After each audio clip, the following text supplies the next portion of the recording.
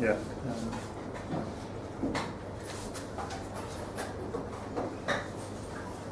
Okay, we're beginning Perek Hey of the Nefesh Hachaim, so you have one open.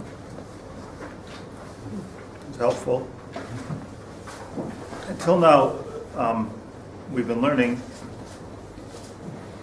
about how the Adam,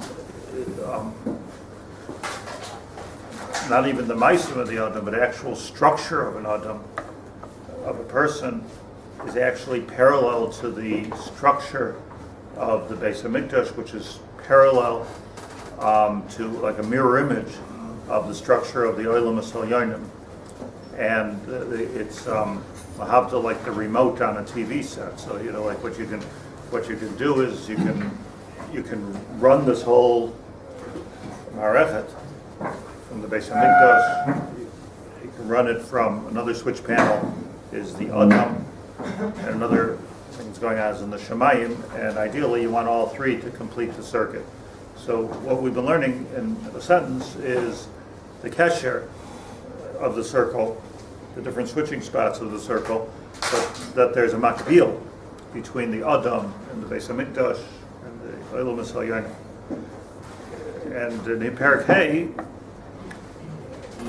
begin to talk about the technology of it on a deeper level. Or that was simple. Last.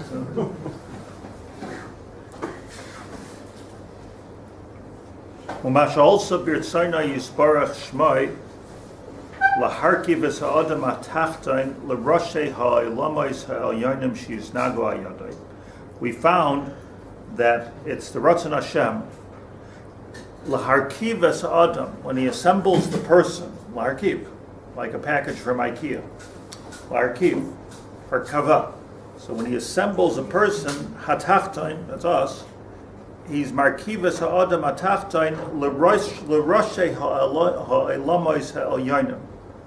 He's creating a person in such a way that he is the switchboard to the elamos elyonim, to what's going on in the Shemayim, sheyisnagu al yadai, and then it's working through me. What's the pshat?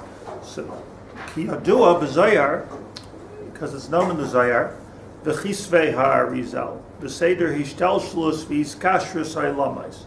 For this, to understand how this works exactly, to understand how it works better, you have to understand the hishtalshlus v'hiskashrus ha'elamais. So that's what we're going to learn about now.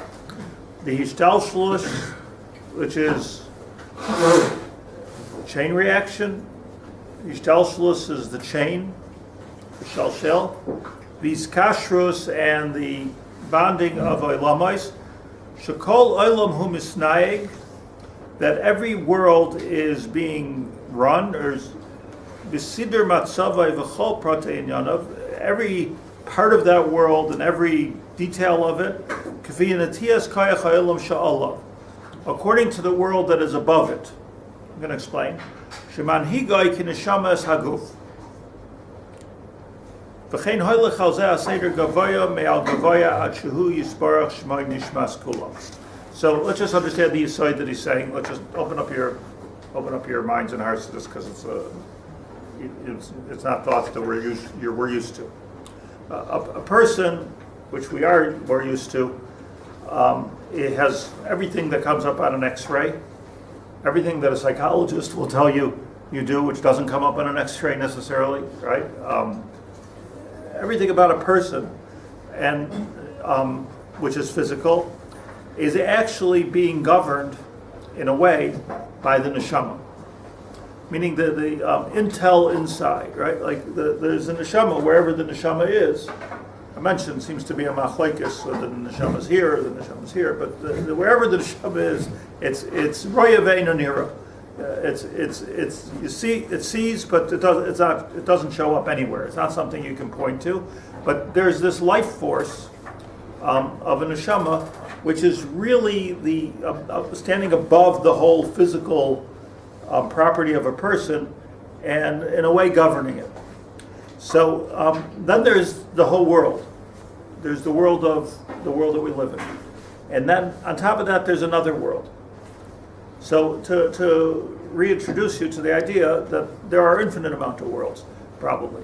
But there's 4 worlds that have been identified by the Mekubalim, based on Tanakh, based on Nevuos, that there's the world of Asiya going up. There's a world of Asiya that we live in, Asiya, Maisa.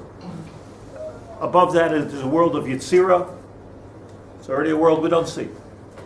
And above that there's a world of Brio. And above that there's a world of Atzilus. And above that is the world of Hashem, which we have no kasher to, and we don't even go there. Even Mekubalim don't go there.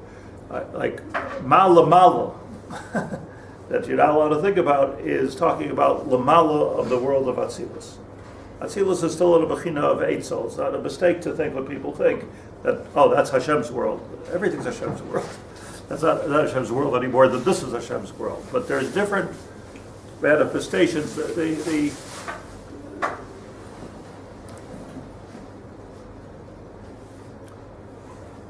So it means that everything that exists in this world, everything, us, everything, has a more spiritual aspect of that same existence in the world above us, and then another even more spiritual aspect of it, dimension of it in the world above that, and even a more one in the world of Atzilus, and then we don't know.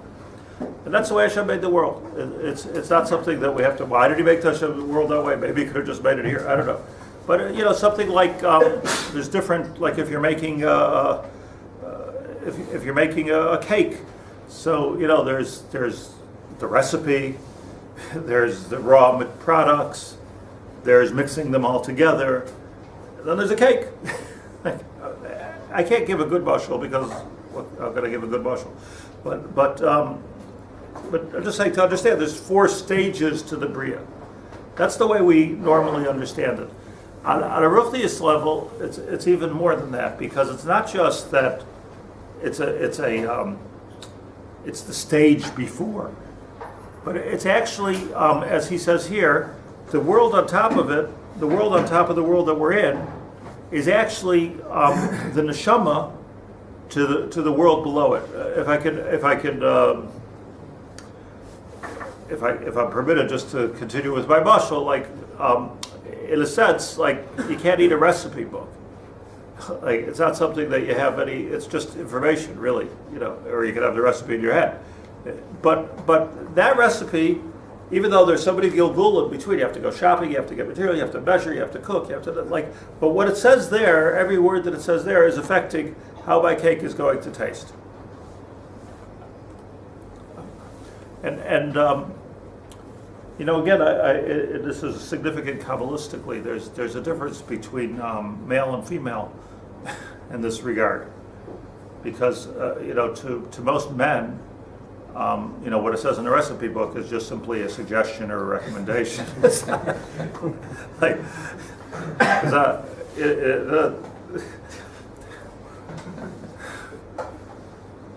they're taking it like so seriously, right? Like, all right, they hold it. You should put in 5 eggs. They'll put in 8 eggs.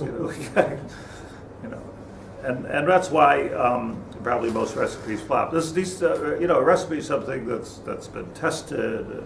It's very medayik. Now sometimes there are things you can replace with this if you're really a chef, but there's an umnus to it. So I'm just saying that when we're talking about what's going on in this world, in a way, it's all affected from a world that doesn't even have any gashmias in it. There's like a dimension to this which Kiviyachal, Kadosh Baruch Hu's machshava, and what's supposed to happen is actually affecting what's happening. Well, you say, well, it's pretty remote. Well, it's not really so remote. It's what if you're following the recipe, then this is the way it's going to come out. Yitachem that the pshat in doing an avera is you decided not to follow the recipe.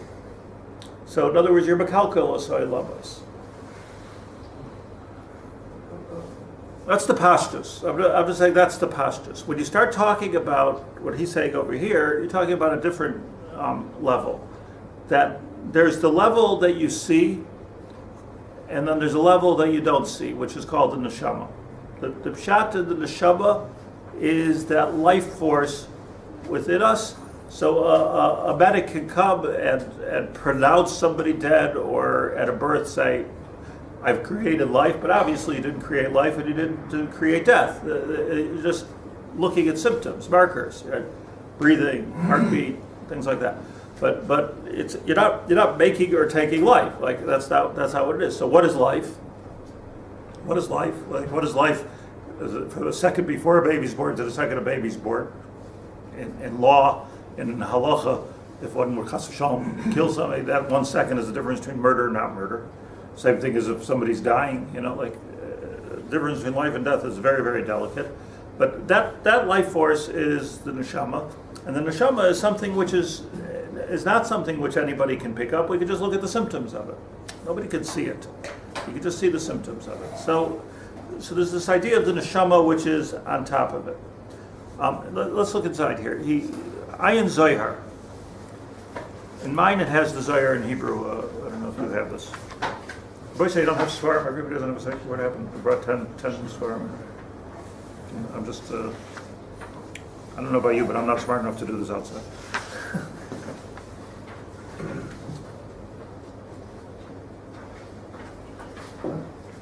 So the Zohar says, let's go straight to the Hebrew. V'chol olam, every one of the worlds, el yoin v'tachtoin. I'm reading my Hebrew. You can read it in Aramaic if you want.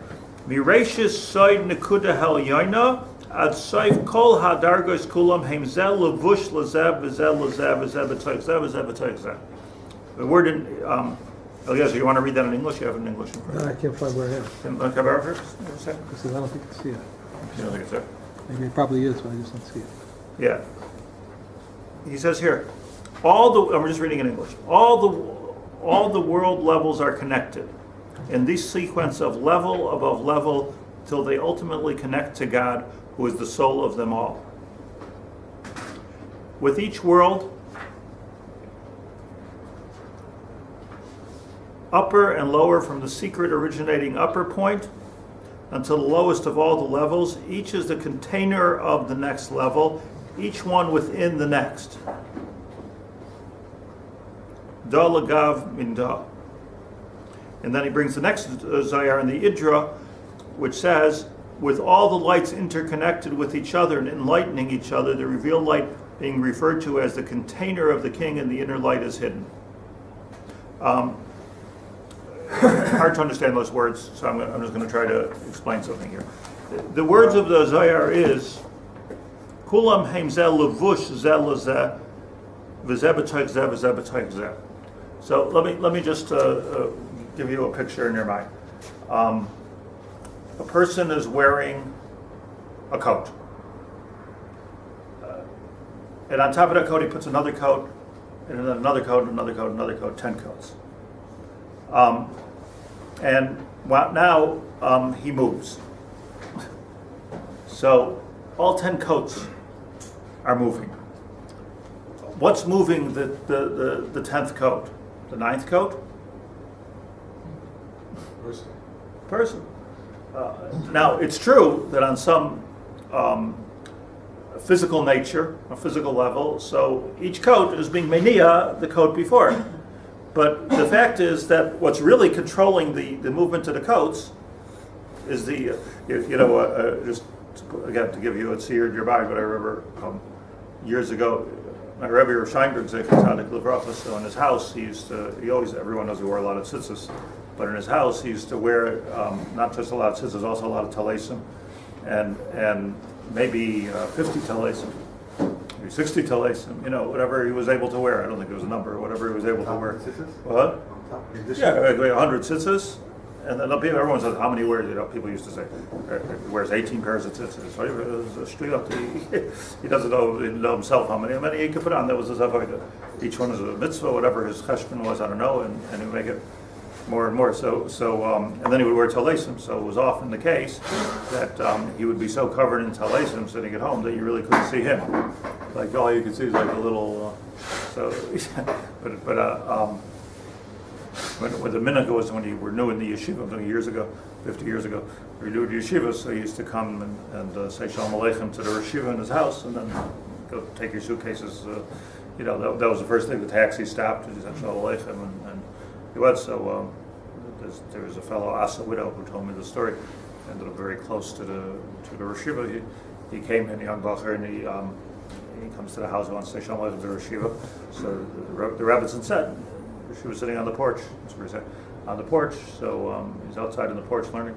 So he goes out into the porch and he comes back inside. 10 minutes later, he says, "Nothing out there but a pile of talais."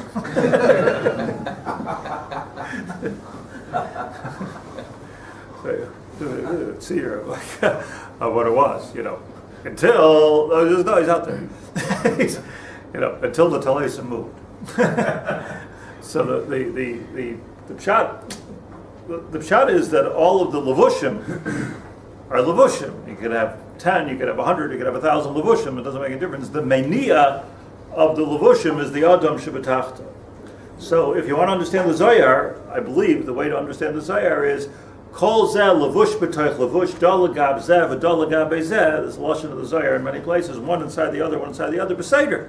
There's all these worlds, and each one is having a different effect, like each talos and each code, everything, gewaldig. But the mania, the mover, the shaker of the whole business is the adam, which is inside. Now, we're going to have mixed reviews here from the Zohar and the other Idra as to what's the Pneumius. Is the Pneumius HaKadosh Baruch Hu, or is the Pneumius the Adam? Like, what's the mover? And the answer is they're both true. Just open up your minds to the point that both can be true. It could be Mania from here, it could be Mania from here.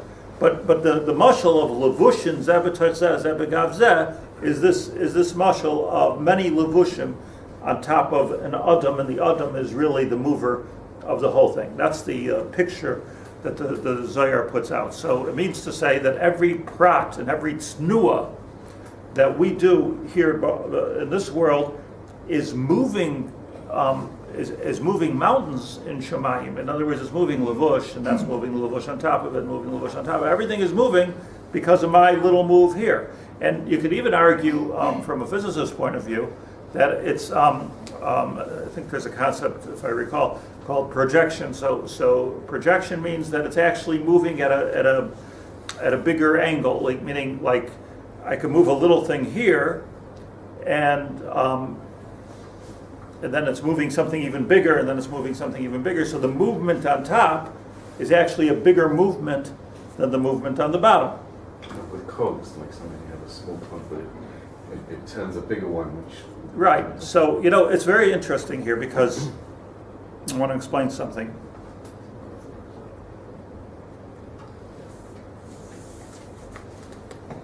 I'm just trying to bring the Kabbalah of this to a very a level that we can understand. Obviously, we can't understand it all because who can understand it all? It's not possible. Well, at least we're going to get the math.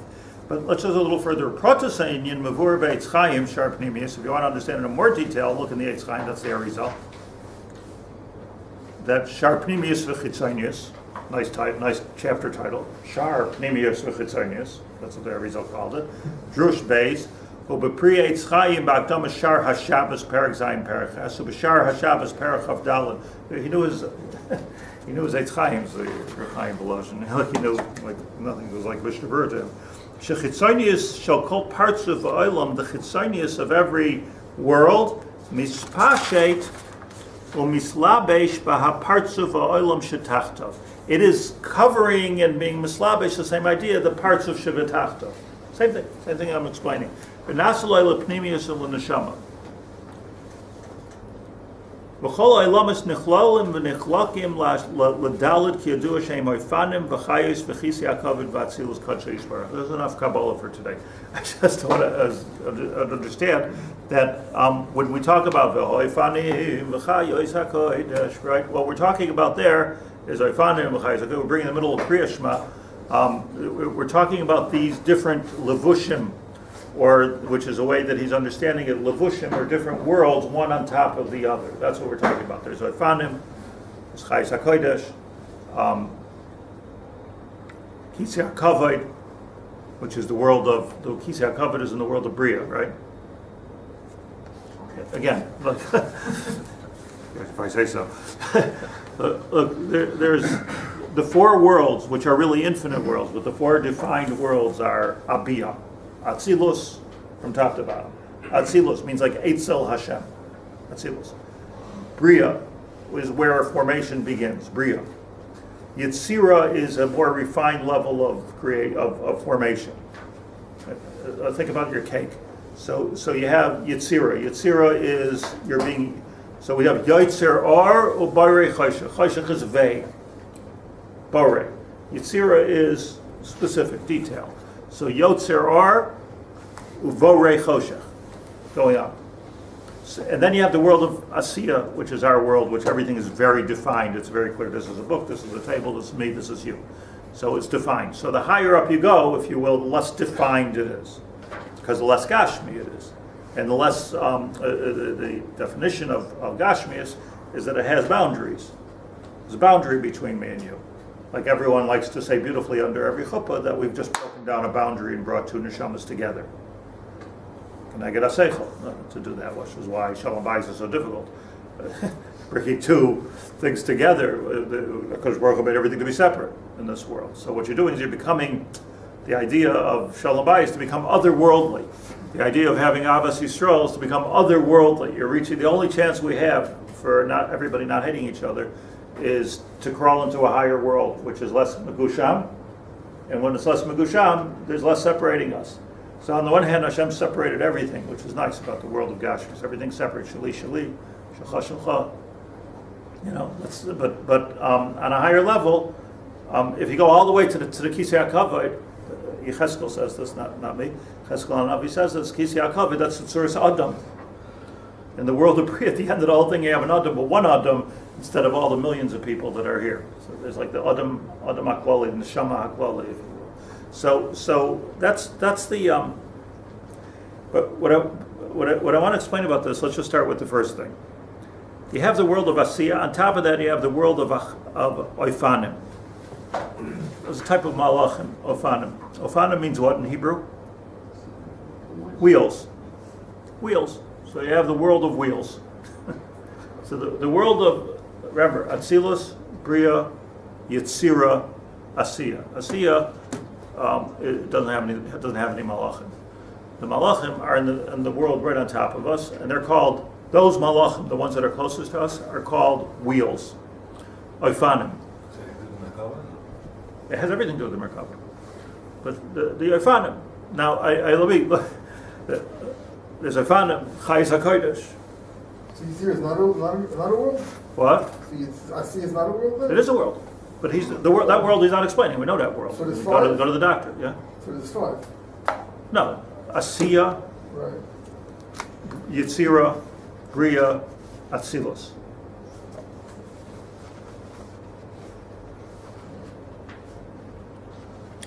So why you were asking a good question. Why Oifanim are in Asiya or in Yetzira? That's what you're asking. So that's what this whole chapter is about.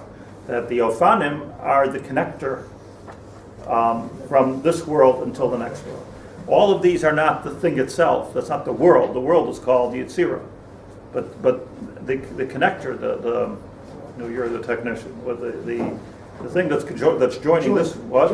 That's joining this world and this world are these particular malachim which are called wheels, huh? The sprocket. The what? Sprout? Sprocket. Sprocket. It's very helpful. Those are the knobs, the joints of when this wheel comes out. So they're called wheels.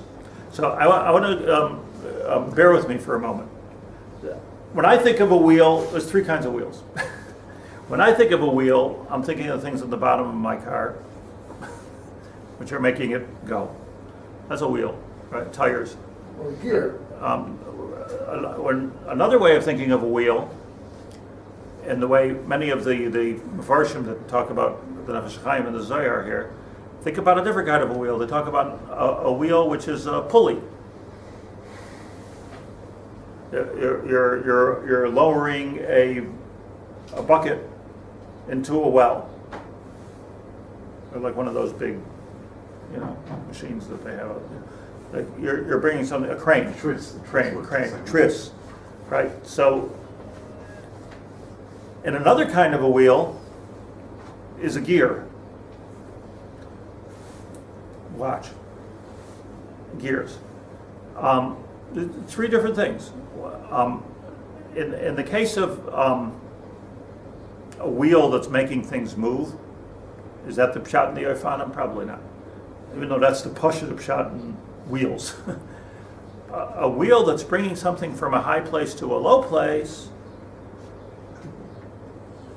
So that's the wheel that many of the Mefarshim understand we're talking about over here. That you're taking from, doile, just like, let's say, a Rebbe brings from his Rebbe and gives it to his Talmud, who gives it to his Talmud, who gives it to his Talmud. It's a Messiah.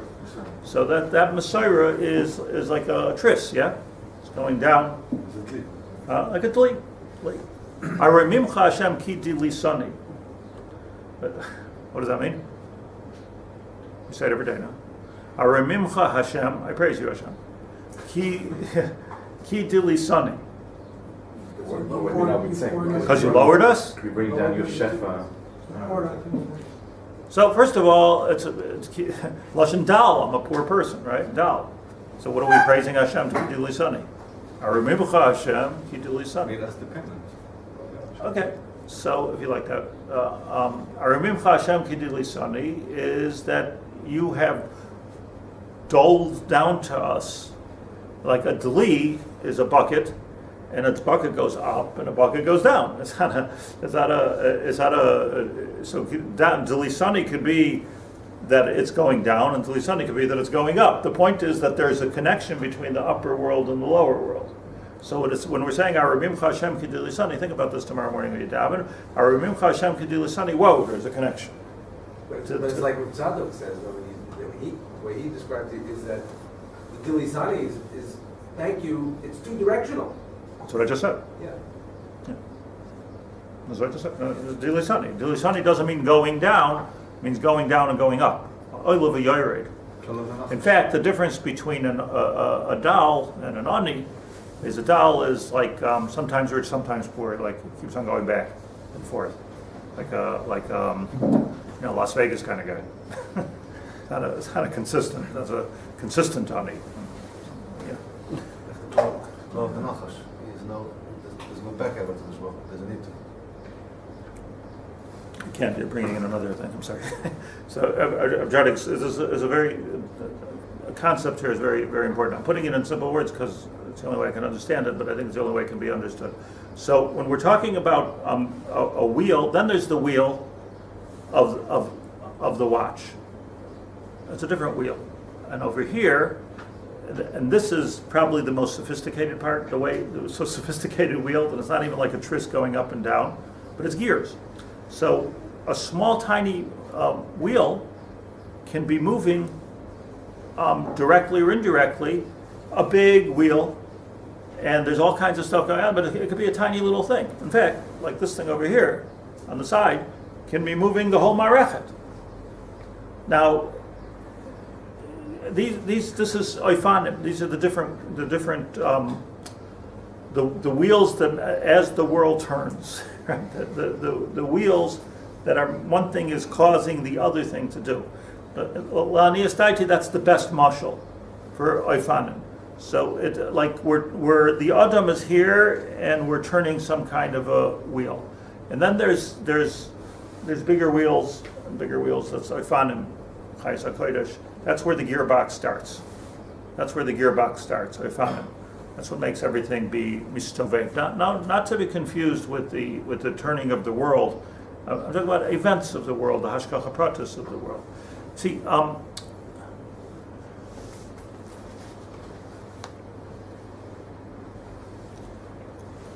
just before I go further, let me just explain. Let me bring this down to earth here to a place which is very important for us. We live in the world of Asiya here. We all live in the world of Asiya. The world of Asiya, so we can see, we can analyze, we can dissect, we can do pathology, we can look under a microscope, we can see was is, like we can see was state, we can see what's in front of us. And that's a lot. But it's all scientific. It's all about seeing the world. There is, what's important to understand here, this is different than I believe that what everybody has been thinking until this moment. I'm saying this I'm saying this that, like, just cross out everything in your mind for a second, because otherwise, now what happens is that everybody's just putting in what they know about this. I'm not asking for Vertlof here. I'm trying to explain something that he said. So, what we're talking about, what we can see in this world. Do we see everything? We see everything there is to see. But there's a world on top, which is simultaneous to this, which is also happening, and it's the Neshamah to this world. And with that, we don't see. Nobody can see it. So what we can see, but we don't necessarily understand or even see that which we don't see. So if we understand that there's a world on top of us, which is also as important, except it's not in the world of Gashmias, so it can't be seen under a microscope, it can't be picked up in a laboratory, and you can't even catch it with a metal detector, nothing. Like it doesn't have any physical properties to it, but there's another world on top of us, which is also a different dimension to everything that's happening here, and another world on top of that, another world on top of that. So we don't know. So I'll give you an example. Like, let's say I decide that I'm going to get into my car and go to the store and buy some milk and come home. It doesn't work out. My car doesn't go, I get lost. I was reading the news yesterday that two guys somehow from London got on the wrong boat and they ended up in the middle of Syria. Did you read that? It was in Arut Sheva, middle of Syria, middle of like Fallujah, like these two guys, they were drunk and they got on the wrong boat. And their mother called it. Anyways, it was all the Russian police saved to their lives, like a gun somebody. Like, yeah, end up where, lava, like, why do we end up in Syria? So there's one thing that's going on in the world that we're in, and then sometimes work better than we thought, and sometimes things work much worse than we thought, or often they work differently than we thought. Why? Not because, so this is what you don't want to fall into. Not because, it's Basher. Of course, not arguing with Basher. But what's going on here is that you're working, you're operating in the world that we could touch and feel. But there's a whole different dimension over here, which is not necessarily it's a different dimension to what we're seeing. It's like this at everything, right? I mean, in other words, there's what you see, what you don't see. Let's say a person has doesn't feel good, has symptoms. So what do we do medically? What do we do? This is like the chet of the door, is we treat those symptoms. Have a headache, take an aspirin, right? We treat the symptoms. So is anybody looking at what's the deeper dimension to it? There's a deeper dimension to it. What are you eating? What are you made of? What's your cell structure? What's your genetics? Like, there's so many different parts of this. So, why am I getting a headache? Why am I bruising so easily? Those are just symptoms, So you can treat the symptoms and get sicker, or you can find out if somebody has that chachma, find out what's really pulling it. So what's going on over here in this world in general is there's what we can see in the world, scientifically, and then there's what we can see spiritually, which we can't see spiritually. What's the interrelationship between them? They're not interrelated. They are the same. They're the same thing. They're gears. So we don't know what's really making the car not work. We don't really know what's really making it that the store doesn't have the item that I want to make. So we could say it's bashert, but that's a cop-out. What we want to say is that, there's a dimension going on here, a bigger wheel, which we're not understanding at all. So look, I had an experience with sort of a negative, positive, bittersweet experience this week. I was called to a din Torah, and I hope that the Tovea is not going to listen to this tape. But I was called to a din Torah. Really, the second time in my life I was called to a din Torah. I published a book for an author who was unhappy, called me to a din Torah. So the end of the story, I was nervous about it. I wasn't nervous about winning or losing, Basher, so Neshamah. And I didn't think I was going to lose anyway. I was nervous because I came with a briefcase full of papers explaining why not only did I not hurt that person, but on the contrary, our claim against him was 10 times the amount of his. But this bunch of papers would have completely embarrassed him in front of the Beis Din and washed the floor with him because he's not a good person. Okay, so the Beis Din, Min HaShamayim, I came with all these papers. The Beis Din listened to him and threw the whole thing out of court. It was a davar pasha. And I was so relieved, not because I wanted the Torah, it was even winning, like there was no argument here to win, but because I wasn't put in a position where I had to, do this just on my teva, to sit there and to bashmutz a person for an hour straight with everything that's wrong with him. So Hashem saved me, from this, and I'm grateful. But Baruch Hashem. So you win on a couple of levels. So I was thinking, I was just giving myself chizuk before going to Yerushalayim to this, that the Gemara says, Kol dayan, a dayan, which is done din emes la'amitai. Nasa shutav la'kadosh baruch hu b'ma'aseh bereishis u'ba'orei shel Mashiach. The Gemara. So what's the pshat being a dayan which is done din emes la'amita? Emes, done din emes. So the pshat is that when we're talking about good dayanim with integrity, I'm not talking about a bunch of clowns. The emes is al pi halacha, ein l'dayan, ela mashein avrois. That a dayan has to look at things scientifically. This is what I see. This is the halacha, and ein what else is going on?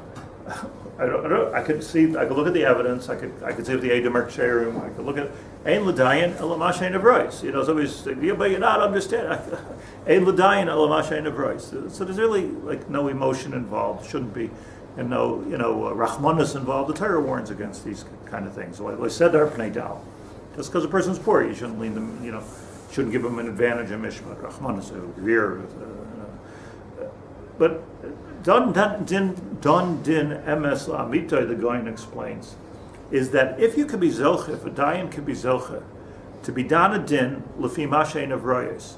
But what's happening is not only mashein of royes is at emes, not only is it emes in this world, but it's also emes in the world above. So then he's a shutaf la'kadosh baruch hu. You get it?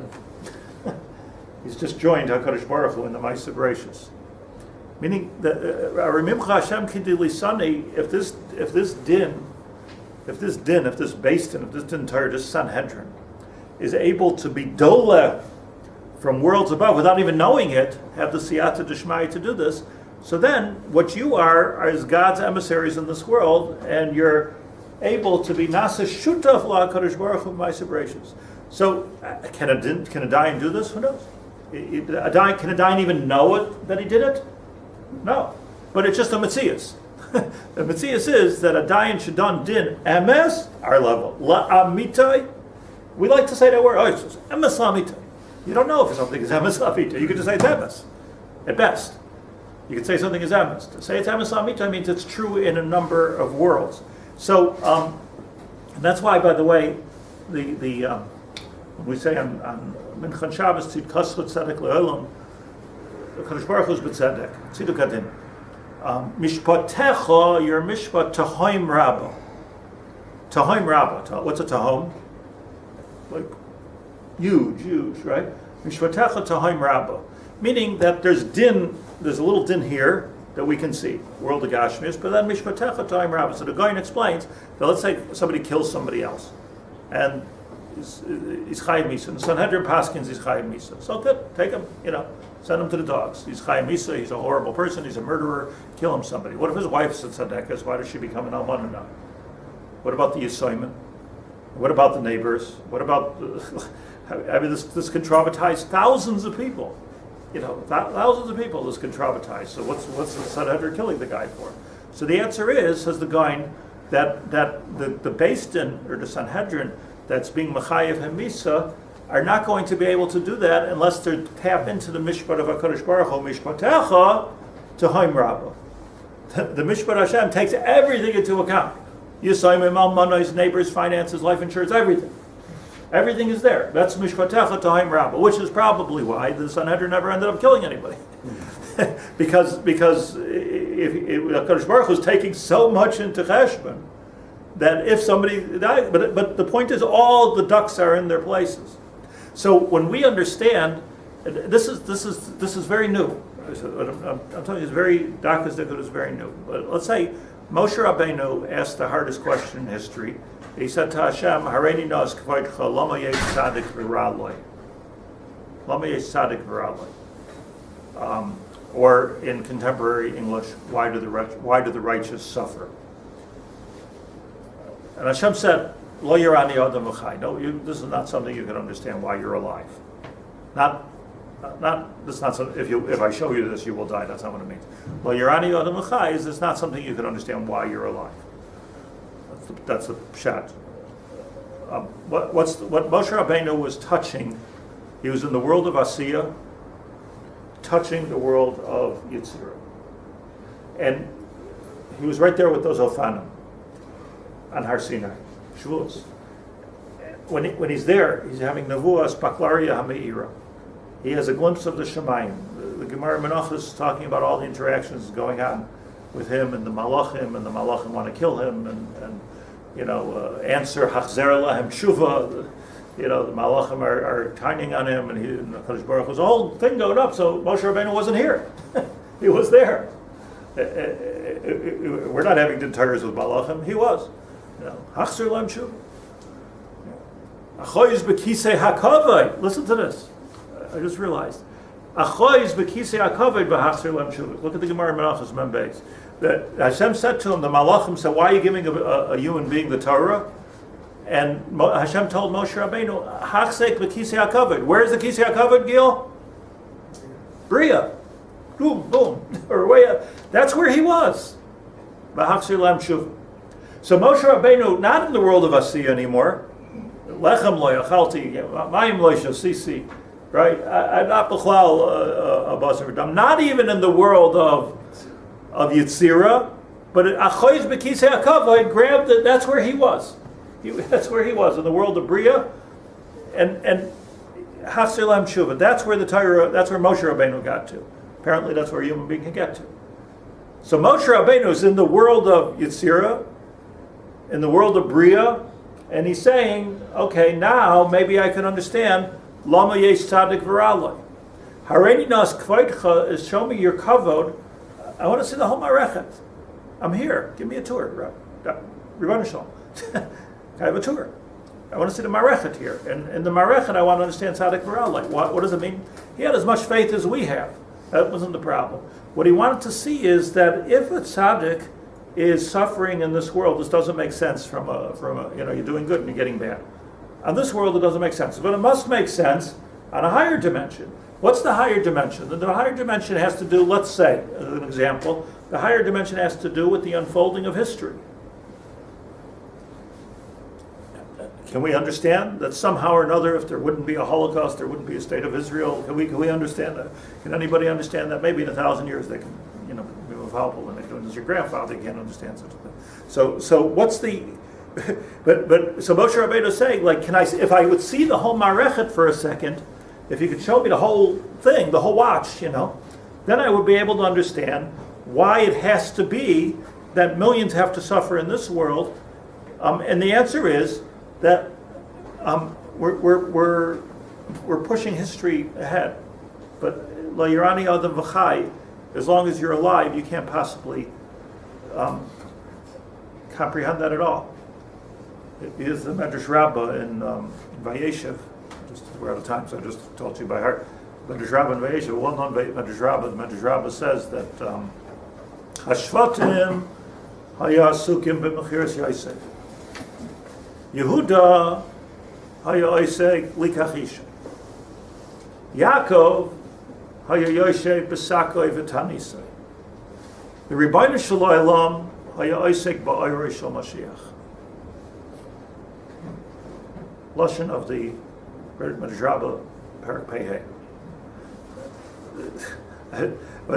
There's what's going on here. Yaakov Tzaddik V'Tanisai Tzaddik. They're selling Yosef around. He's looking for a wife. Like Olam Kibbutz Haggai Hoylech, a lot of Sinas Chinam and a lot of Avelus and a lot of the types of getting married. And everybody's being Isaac in their thing. What's HaKadosh Baruch Hu being Isaac in these things? Making sure that the bor is this deep and doesn't have sex, of course. Making sure that the right wife comes to Yehud, of course. But what HaKadosh Baruch Hu was working was history. He's being Isaac in the Irish Mashiach. That's the world above. That's a different dimension. So when we say, and this is what's so important here, when we say must be bashert, it doesn't mean that you're going to understand it. It doesn't mean you're going to understand it in 10 years, 20 years, 30 years, or ever. While you're alive, lo yirani hadam v'chai. That's the real answer. Because even if we get a glimpse of hashgacha pratis, it doesn't mean. I certainly have a lot of hashgacha pratis in my life. The Piasetzner writes that at the end. He didn't live very long, but at his end, he said, I got to see how the things that didn't work out in my life were actually much better than the things that did.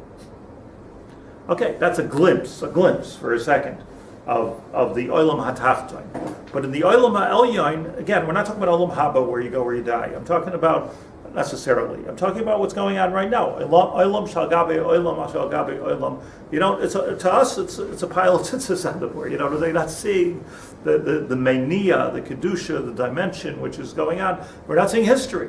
We're not seeing what happened. We're not seeing forward. We're not seeing Gilgulim. There's all kinds of things that we're not seeing. Just like in this room, there's all kinds of digital waves and microwaves and all kinds of waves. We don't see it, thank God. If we did, we'd go nuts, right? We'd see what was flying around in front of us. Like you walk, you're being assaulted every second. So that got it smooth. Everything's not, So this is the Nakuda of the Olamais. So just as the introduction, the Nakuda of the Olamais is that there's, when we say something is bashert, like I don't even like that term so much, but like meant to be. I don't know. But of course it's meant to be. I mean, pasha pshita. If that helps you, good. But what we're saying is that even something doesn't make sense right now in this world. It doesn't mean that if we would have a glimpse of a higher world, it wouldn't make sense. Then it would make sense. But we just don't have access. We don't have access. Even Moshe Rabbeinu didn't have access. He's in the world of Brio and he didn't have access. For that access, I guess you have to be in the world of Atzilus. You have to be the master planner to be able to see everything. So for Rosh Rabbeinu, maybe when you die, I'll give you like a panoramic, bird's eye view of the whole Marechet. Oh.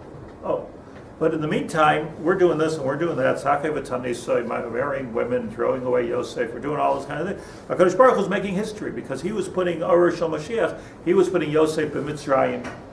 HaKadosh Baruch Hu was putting the Jews into Mitzrayim. HaKadosh Baruch Hu was creating Avodim in Mitzrayim. HaKadosh Baruch Hu was creating Yitzias Mitzrayim. HaKadosh Baruch Hu was creating Matan Torah. The Tikkun that we talk about on Shabbos that has to take place from the Chet HaDarish. HaKadosh Baruch Hu was working all that out. Who's supposed to see it when you're getting thrown into a pit? Who's going to see it when I'm looking around like, hello, help me. I'm in a pit. Nobody could see that because HaKadosh Baruch Hu is, the idea is, and this is what Bashert means. The idea is that you don't see this, you can only see this world, but there are worlds much more to see. A technical question. So I just